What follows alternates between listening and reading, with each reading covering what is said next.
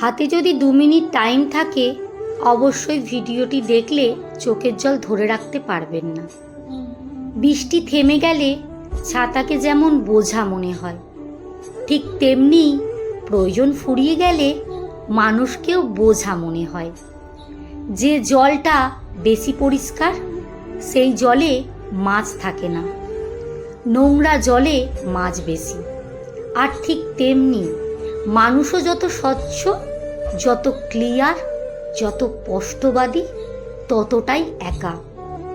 আর যে মিথ্যুক সে সবার প্রিয়।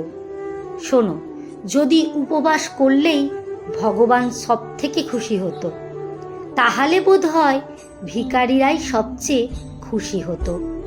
কারণ সব থেকে বেশি খালি পেটে তো ওরাই থাকে। যে কোনো বিষ শরীরে গেলে সেটা ট্রিটমেন্ট করা যায়, কিন্তু কানে দেওয়া বিষের কোনো ট্রিটমেন্ট নেই।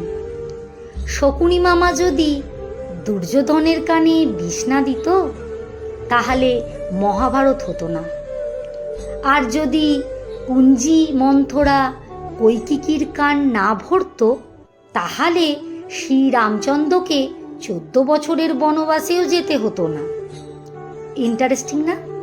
একটা জলের ফোঁটা যদি কাদায় পড়ে সেটা কাদা হয়ে যায়, আর সেই জলের ফোঁটাটাই যদি গঙ্গা জলের মধ্যে পড়ে তাহলে সেটা গঙ্গা জল।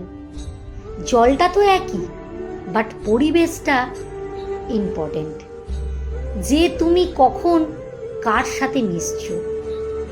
দেখতে তো দুজনেই কালো, কিন্তু আওয়াজ বের করলে বোঝা যায় কে কাক আর কে কোয়েল। ঠিক সেরকম মানুষের স্বভাব আর ব্যবহার দেখে বোঝা যায় কে আসল শিক্ষিত আর কে মূর্খ। যে সত্যি বলে তাকে একবার কষ্ট দিয়ে সত্যি বলতে হয়, কিন্তু যে মিথ্যে বলে তাকে বারবার মিথ্যে বলতে হয়। একটা মিথ্যে ঢাকতে আর একটা মিথ্যে। মিথ্যে কথা বলে তুমি পরকে খুশি করতে পারবে, আপনজনদের না। আমার তো মনে হয় মাঝে মাঝে খারাপ সময়েও আসা উচিত, তাহলেই বোঝা যায় কে আপন আর কে তোমার আপন হওয়ার জাস্ট নাটক করে। কে বলে গো যে শিক্ষা শুধুমাত্র বই থেকে আসে?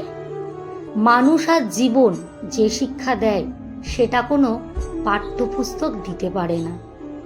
লেখা সংগৃহীত, পাঠে অঞ্জু বিশ্বাস। ভালো লাগলে একটা লাইক করবেন।